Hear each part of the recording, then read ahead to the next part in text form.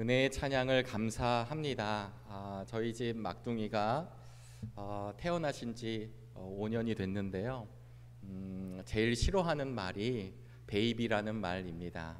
그래서 본인은 그럼 누구냐라고 얘기하면 언니야라고 이렇게 지난주에 우리 제일 큰 언니 아들이 나오시고 오늘은 그 다음 언니들이 나오셨는데 우리 장로님들, 권사님들을 볼 때마다 참 큰 은혜가 됩니다.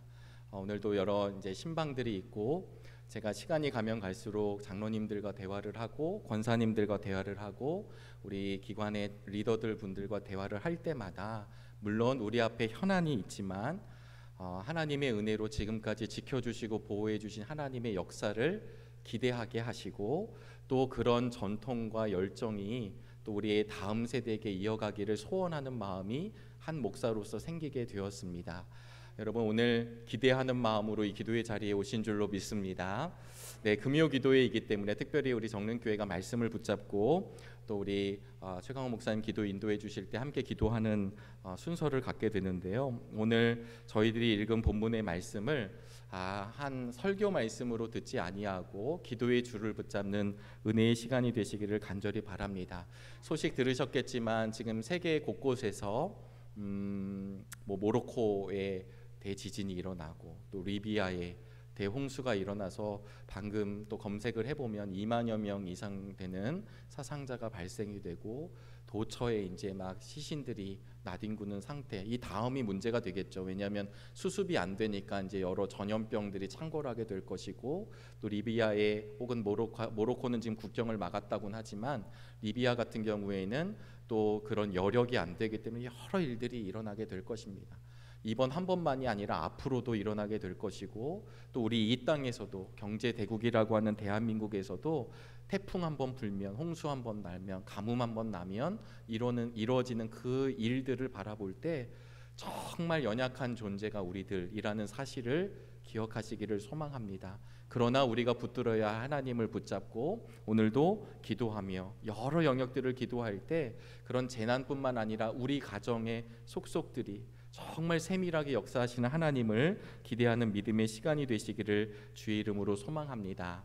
제가 좋아하는 단어 중에 해밀이라는 단어가 있습니다. 이 해밀이라는 단어가 제가 예전에 도서관에서 한번 봉사를 한 기회가 있어서 이 해밀 도서관이어서 처음으로 이 말을 보았는데요.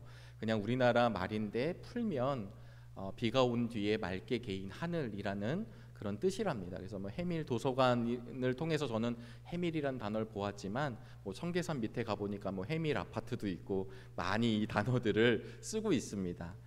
저는 이 단어를 왜 좋아하냐면 비가 올 때 오늘같이 날씨가 우중충하고 비가 오면 우리 인생에 그럴 때 참 우울하거든요. 그런데 그 시간으로 끝나지 않는다는 거예요. 언제나 하나님의 빛은 비추고 있다는 사실, 그 먹장 구름은 언제나 흘러간다는 사실. 그래서 우리가 갖고 있어야 할 소망은 무엇이냐면 먹장 구름이구나, 내 인생이 참 별로구나, 우리나라가 참 별로구나, 우리 교회가 참 별로구나, 우리 민족이 참 별로구나 라고 하는 얘기는 누구든지 할 수 있는 이야기거든요. 그런데 그 구름 너머에 아직 하나님의 빛이 끊기지 않았다라는 사실을 기억하는 사람들이 저와 여러분들 되시기를 주의 이름으로 소망합니다.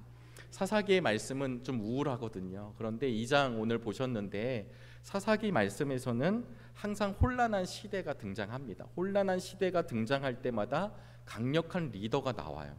항상 혼란할 때 이걸 평정하는 인물이 나오게 되어 있습니다. 그런데 이것을 영적으로 보면 그 혼란하고 타락하고 절망의 시대에 하나님은 모세와 같은 여호수아와 같은 위대한 리더도 세우셨지만 평범한 일상을 가지고 있었던 하나님의 리더 사사를 세우는 일련의 하나님의 방법을 보여주십니다. 그래서 저는 사사기를 읽을 때마다 참 이스라엘 백성들 저거 어떻게 하나 그런데 읽다 보면 그 모습이 저의 모습이 되죠. 제가 군 시절에 남자들이 항상 이 군 시절 얘기를 하는데 제가 어디 아파본 적이 없는 그런 건강한 사람이었습니다. 군대를 갔습니다. 사실은 제가 이게 군대를 가서 훈련을 받는데 육군 훈련이야 이렇게 생각했던 한 사람이었습니다. 어느 날 군화를 신고 사격을 하러 조금 떨어진 영내 밖으로, 군 부대 밖으로 이제 이동해서 가게 되는데, 가다 보니까 팔이 너무 아픈 거예요. 발 뒤꿈치가, 지금 그때 기분을 얘기하면 지금 뒤꿈치가 이만큼 떨어져 나갈 정도의 고통이 저를 막 감싸 안는 것입니다. 어떻게 해야 될까? 이걸 버텨야 될까? 얘기해야 될까? 그래도 꾹 참고 그 사격을 하고 다시 돌아와서 이제 의무대에 내가 가야 되겠다. 이건 어쩔 수 없다. 지금 내 군화를 벗으면 피범벅이 되어 있을 것이다 라는 생각으로 군화를 풀렀습니다. 근데 그냥 빨간 거예요.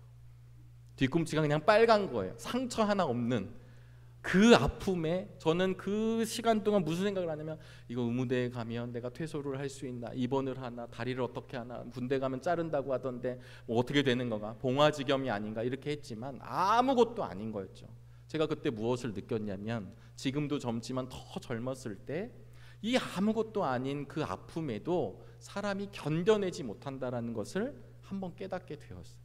이스라엘 백성들이 그러했죠. 하나님이 평안을 주셨을 때는 마음껏 자기 마음대로 살다가, 하나님이 평안을 주고 다시금 그 안락한 삶을 하니까 죄를 짓고 이웃을 따라 다른 신을 섬기고 마음대로 살다가 하나님이 매를 들고 이웃의 적군이 들어오게 되면 힘이 들고 고통스러우니까 다시 부르짖고, 부르짖으면 하나님이 사사를 보내주시고 사사를 통하여 물리치시고 이겨내시고 할렐루야 외치고, 그리고 평안이 오면 다시 죄를 짓는 이 악순환의 모습이 사실은 이스라엘의 모습뿐만 아니라 우리들의 모습 혹은 저의 모습이라는 것을 우리는 이 사사기를 보며 깨닫게 되는 것입니다. 사실 구약 성경을 구속사적으로 보면, 구원의 역사로 보면 여호수아의 가나안 정복은 이미 우리 주님의 십자가의 승리를 이야기합니다. 이미 승리하셨습니다. 이미 그 땅에 들어가셨습니다. 그런데 이것을 통해서 하나님 무엇을 이야기합니까? 그 잔챙이들이 남아있거든요. 아직 그 땅에 남아있는 그 권세들이 남아있을 때 하나님은 그 족속들에게 뭐라고 말씀하시냐면, 물러내라, 물리치라, 그리고 하나님의 정의의 나라를 보여주라 라고 이 이스라엘 백성들을 가나안 땅에 들어가게 하셨습니다.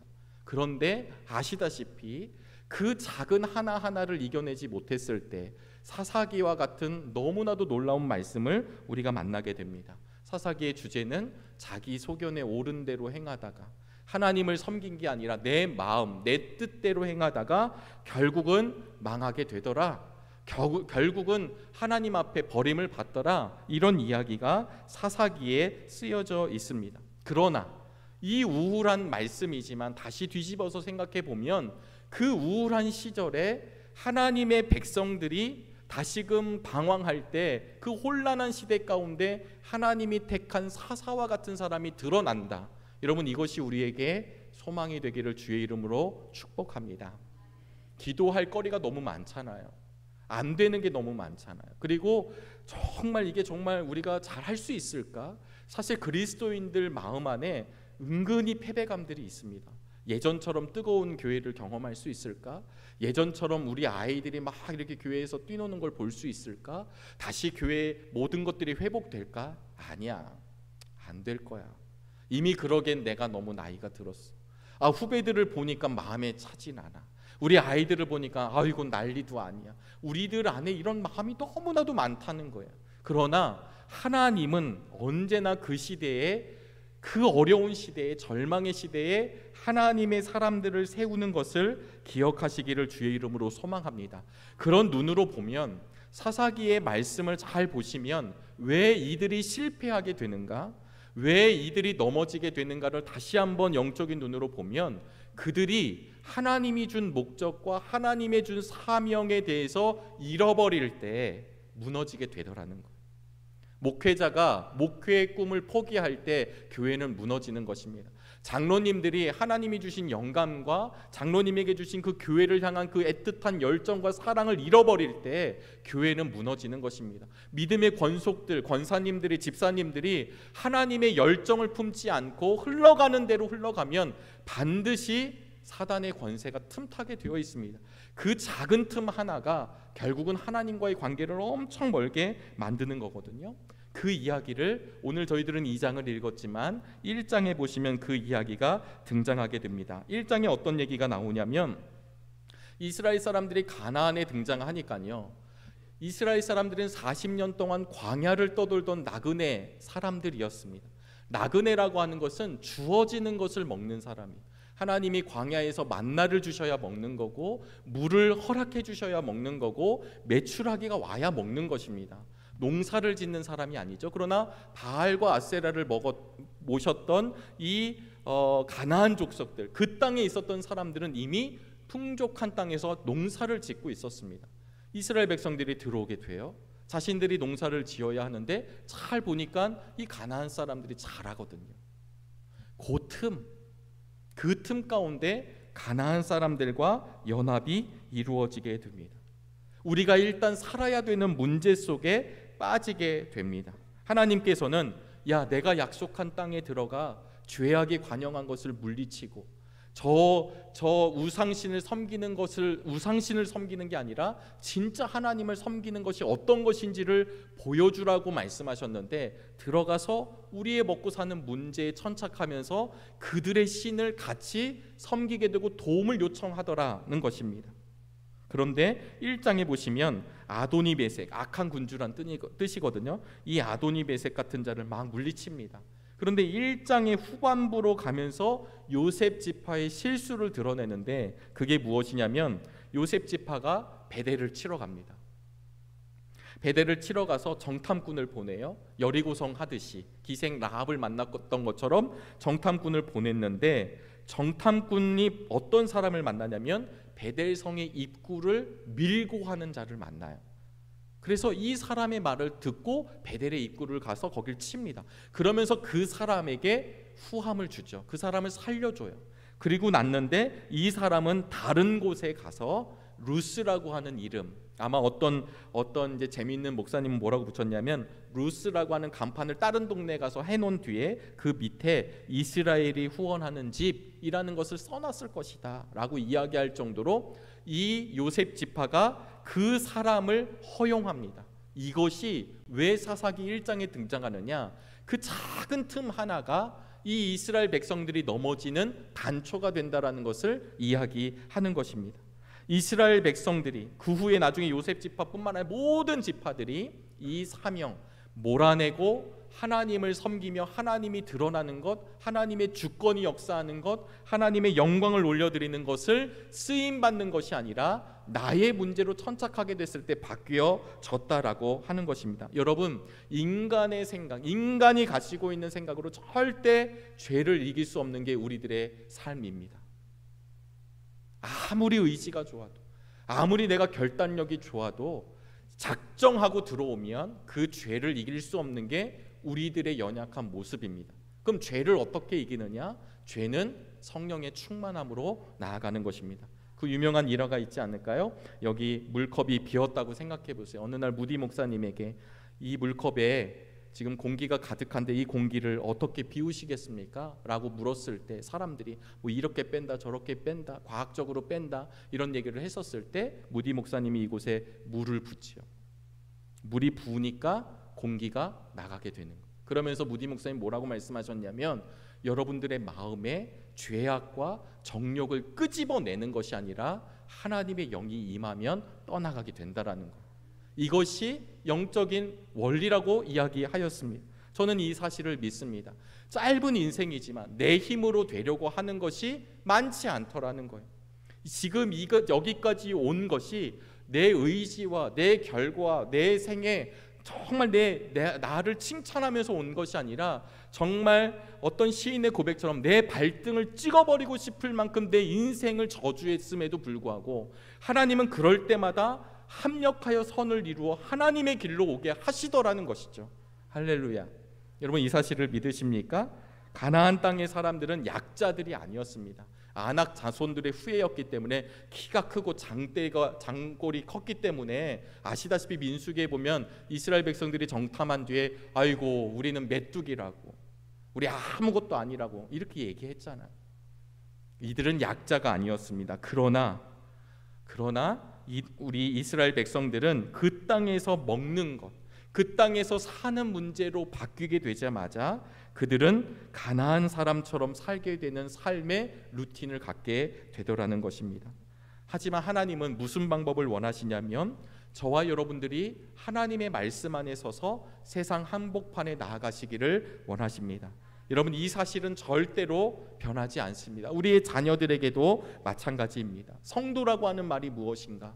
성도는 거룩한 길을 걸어가는 사람들입니다. 거룩하게 구별되는 사람들. 왜 구별되냐면 우리 주님으로 인해서 세상과 우리가 구별되는 것입니다. 하나님은 이렇게 거룩하게 걸어가는 사람들을 통해 탐욕스러운 자들을 정죄하십니다. 하나님은 이렇게 걸어가는 주님의 교회를 통해, 믿음의 성도를 통해 세상이 잘못되었음을 반드시 말씀하십니다. 그것을 우리 주님은 좁은 길이다, 십자가를 지라, 이렇게 말씀해 주셨습니다. 그런 가운데 사사시대에 복임으로 온 여호와의 사자의 이야기가 오늘 본문에 나타나고 있습니다. 이스라엘 백성들이 하나님 앞에서 가장 뜨거웠을 때는 아마 길갈로 저는 여겨집니다. 왜냐하면 길갈에서 할례를 하거든요. 이제 이 세대들이 할례 의식을 행하면서 담대하게 그 길을 지나갑니다. 적을 앞에 두고도 할례를 행한다? 이것은 머리가 어떻게 되고서는 할 수 없는 일입니다. 그런데도 그들이 확증하는 할례를 행하고 걸어갑니다. 그랬던 이스라엘 백성들이 지금 시간이 지나면 지날수록 그들의 열정이 사라지고 믿음이 약해지고 그 땅의 문화와 우상과는 타협하며 자신의 신앙이 식어지고 있는 모습을 여호와의 사자가 와서 이야기하는 것입니다. 어디까지 왔느냐? 복임이라는 곳까지 왔습니다. 오늘 본문을 보시면 이 복임이라는 말이 우는 사람들, 우는 자들이라는 뜻을 갖고 있는 지명입니다. 보통 학자들은 이 복임이 어디였을까? 1장에 근거해 보면 베델이었을 것이다 라고 말씀합니다. 제가 지난 오후 예배 때 한번 말씀을 전했는데요. 창세기 28장에 보시면 야곱이 에서를 피해 도망가다가 루스에 다다릅니다. 황무지란 뜻입니다. 여기에서 꿈의 환상을 보고 다시금 하나님의 은혜를 경험하고 하나님을 만나게 되죠. 그래서 그곳을 뭐라고 하냐면 베델이라 합니다. 하나님의 집, 루스라고 하는 땅, 황무지라고 하는 땅이 베델로 변화됩니다. 근데 오늘 본문을 보시면 이 베델에서 어떤 일이 벌어지냐면 베델성, 하나님과 만났던 그 장소에 요셉 지파가 들어갈 때 하나님의 방법이 아닌, 하나님의 뜻대로가 아닌, 하나님이 임재하는 곳에서 하나님이 원하시지 않는 일을 행하고 있는 그 장소가 어쩌면 복임 아니었을까? 학자들은 그렇게 이야기합니다. 자신들이 찔리는 그 자리, 자신들이 이거 하나님이 정말 원하실까 하는 그 자리에서 여호와의 사자가 이스라엘 백성들에게 말씀하시는 거예요. 뭐라고 말씀하시냐면 내가 너희를 애굽에서 올라오게 하여. 사랑하는 여러분, 이스라엘 백성들이 작전을 잘 짜서 애굽 땅에서 탈출을 했나요? 아니면 바로와 설전을 잘해서 이스라엘 백성들이 탈출을 할 수 있었나요? 아니면 너무 운이 좋아서 이스라엘 백성들이 탈출을 할 수 있었나요? 성경은 무엇을 이야기하냐면 이 모든 것이 하나님의 은혜야, 하나님이 붙드셨다, 하나님이 인도하셨다라는 이야기를 끊임없이 말씀마다, 성경의 이야기마다, 그 역사마다 해주고 계신 것입니다. 여러분, 오늘 우리가 기도하는 이유는 무엇이냐면 하나님이 우리에게 베풀어 주신 그 은혜를 기억하기 위해 모인 것입니다. 다시 한번 말씀을 통해, 다시 한번 이 기도의 자리를 통해, 찬송을 통해 우리의 삶이 회복되고 나를 붙드시고 인도해 주신 그 절대적인 하나님 앞에 엎드려지는 일을 위해 오늘 저와 여러분들은 시간을 구별하고 삶을 구별하여 이 자리에 오신 줄로 믿습니다. 제가 오늘 오전에도 미팅을 갖고 또 오후에도 신방을 함께 다녀오고 이렇게 했어요. 저 나름대로는 무슨 생각을 했냐면 오늘 금요기도회가 있는데, 여러분 기억나시겠지만 우리 처음에 서승원 전도사님부터 벌써 제가 4번째까지 시간이 너무 빠르지 않나요? 네, 눈 깜짝하니까 지금 제가 서 있는 거예요. 그런데도 말씀을 전할 때 그래도 좀 오늘 좀 여유 있게 금요기도회 때 이렇게 말씀을 좀 준비해야 되겠다라는 마음이 있었지만 정해진 스케줄에 했어요. 제가 오늘 오고 가면서 무슨 생각을 했냐면, 그래, 많은 성도님들이 아침 일찍 나가셔서 어떤 일을 감당하고 아이들을 케어하고 하루 종일 누워있다가 오는 게 아니라 자신의 스케줄에 따라 지금 막 그런 활동을 하는데 목사 한 명이 그거 지금 오늘 조금 이 일정 갖는다고 너 자꾸 마음에 이렇게 제가 괜히 고백을 하는 듯 하지만 그러면서 그 마음이 그냥 싹 내려가고 일정을 그냥 따라가기 시작한 거예요. 그냥 마음에. 근데 제가 어떤 마음이 들었냐면 얼마나 피곤할까? 얼마나 힘이 들까? 얼마나 유혹이 많으실까? 오늘 갈까? 말까? 오늘 내가 오늘 앞에서 같이 기도하는 멤버만 아니면 안 가도 되는 건데, 혹은 오늘 속회만 아니면 안 와도 되는 건데 라는 마음이 어쩌면 있지 않을까요? 그런데도 불구하고 이 자리를 왔다라는 것 자체가 믿음의 승리라고 여러분들은 누리셔야 합니다. 왜냐하면 이 자리를 통해 주실 하나님의 은혜를 사모하기 때문이죠. 기대하기 때문입니다. 하나님의 사자는 오늘 2절 말씀입니다. 우리 2절 말씀을 함께 읽어보실까요? 너희는 이 땅 주민과 언약을 맺지 말며 그들의 제단들을 헐라하였거늘 너희가 내 목소리를 듣지 아니하였으니 어찌하여 그리하였느냐. 여러분, 이 말씀은 사실은 청종하지 않은 것을 지적하고 계신 것입니다. 구원받은 것은 하나님의 은혜인데 가나안 땅에서 살아가는 것은 그들 자신의 힘으로 믿음의 능력으로 전진해야 함에도 불구하고 그러지 못했던 것을 이야기하는 것입니다. 여러분, 매 맞는 강아지를 보신 적이 있으신가요?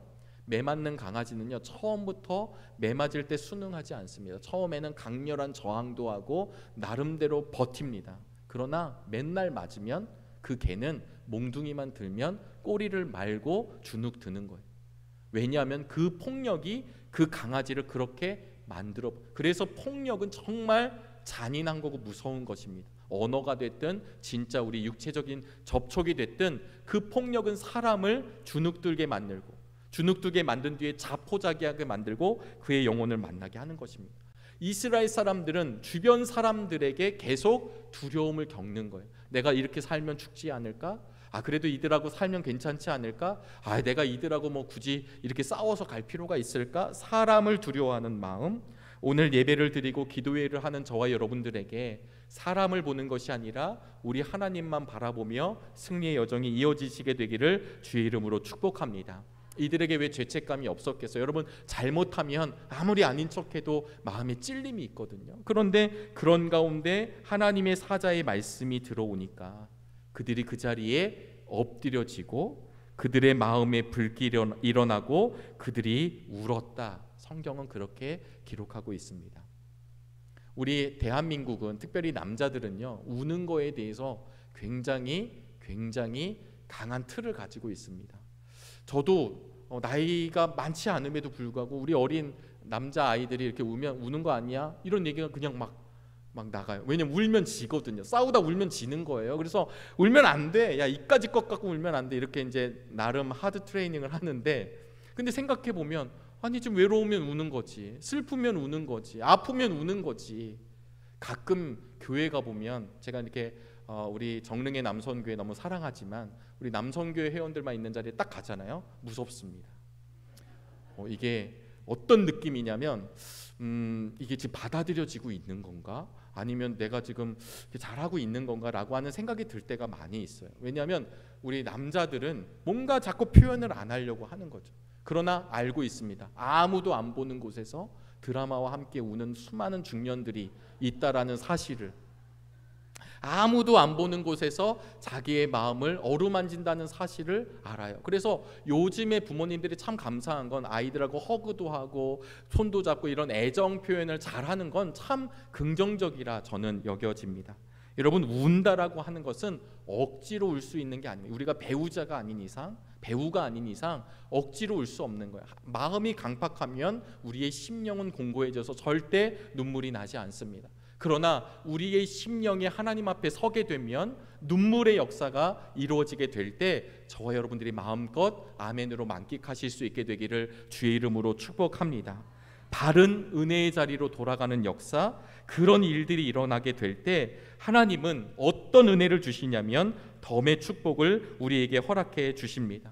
모세, 여호수아, 한 사람에게 의존하는 신앙이 아니라 사사, 들어왔다가 나가는 그 인물이 몇몇 인물들이 있었지만 다 인물들이 드러났다가 역사 속으로 사라지는 이 사사의 시대 가운데 오늘 이 시대를 영적인 암흑기라, 영적인 사사시대라 이야기하는 이 시대에 저와 여러분들이 하나님의 모델이 되시기를 주의 이름으로 축복합니다.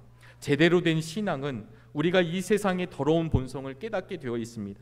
아무리 좋은 것이 있어도 그것을 뿌리치고 바른 신앙을 붙드는 역사가 있게 됩니다. 참 안타깝지만 말씀을 이렇게 정리하면서 아시는 분들은 아시겠지만 저는 이 사실이 아니기를 참 바라지만 어제 그리고 얼마 전에 뉴스를 통해서 보도가 되었습니다. 인천의 한 대형교회 670억대 주식 투자 사기 범행 40대 붙잡힘.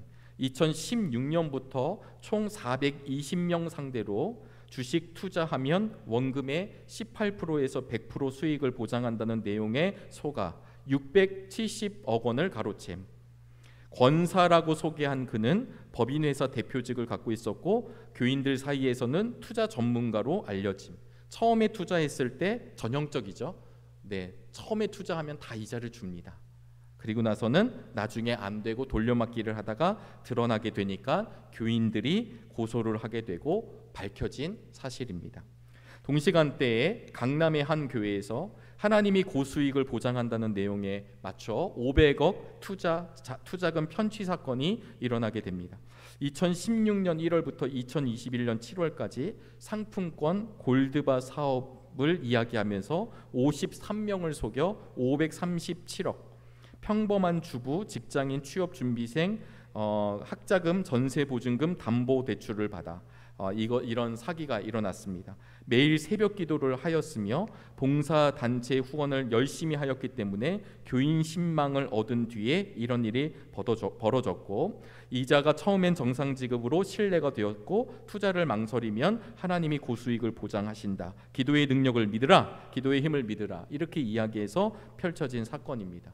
댓글을 보면 참 가슴이 아프죠. 저는 지금 이렇게 제가 이야기한 이 사건이 별것 아니길 바랍니다. 그냥 해프닝이길 바라지만 여러분 교회 안에서 일어난 사건이기 때문에 아무리 교회와 관련 없다고 하더라도 교회의 모습이 된 것입니다. 교회에서 왜 사람들이 이 부분에 현혹이 됐을까요? 신앙이 뜨거워 보여. 너무 믿음이 좋아 보여. 저분이 하는 거면 될 거래. 근데 수익이 50%가 넘는데 여기에 넘어간 거죠. 세상은 안 그렇나요? 교회 안에서도 일어났다는 것에 목사 한 사람으로서 너무 가슴이 아팠습니다. 이런 일이 보도가 되지 않을 뿐 크고 작은 문제들, 몇백만 원, 몇천만 원, 몇십만 원, 몇만 원 이런 이야기들이 교회마다 공동체마다 있는 것이 어쩌면 사실일지도 모르겠습니다. 사랑하는 여러분, 아무리 흑암이어도 하나님의 불씨가 있는 사람들은 영적인 분별을 하는 것입니다. 우리 정릉의 성도님들이 이 시대가 어렵다 할지라도 말씀의 불씨를 받아 영적인 분별력이 있게 되시기를 주의 이름으로 축원합니다.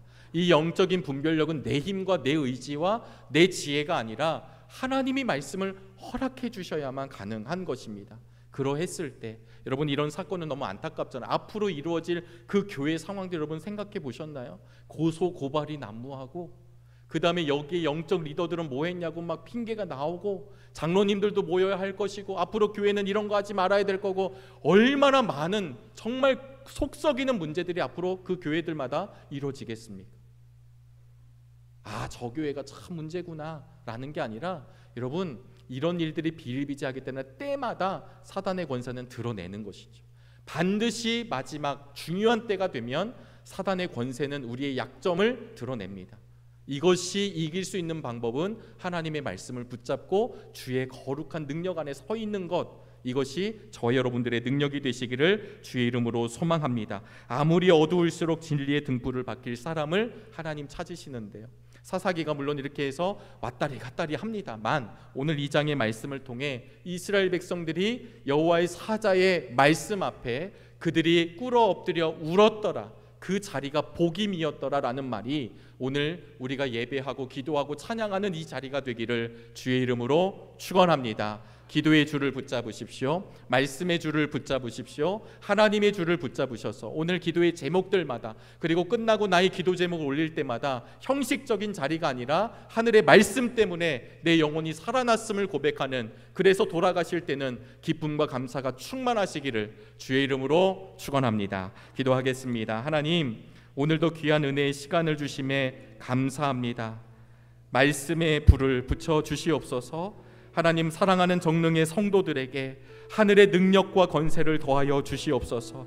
주님의 몸된 교회를 위해, 또 우리의 가정을 위해, 허락하신 사명을 위해 마음껏 쓰임받는 믿음의 지체들이 되게 도와주시고, 세상의 유혹 때문에 넘어지거나 세상의 줄 때문에 낙심하거나 하나님, 우리가 먼저 자포자기하지 않도록 주여 말씀의 불을 붙여주시옵소서. 이 시간 찬양이 우리의 기도가 되게 하여 주시고, 이 시간 우리의 기도가 하늘로 상달되어 응답받는 것을 믿으며 고백하는 믿음의 밤이 되게 축복하여 주시옵소서. 우리의 기도를 주님께 올려드리기를 소원하오며 살아계신 예수 그리스도의 이름으로 기도하옵나이다. 아멘.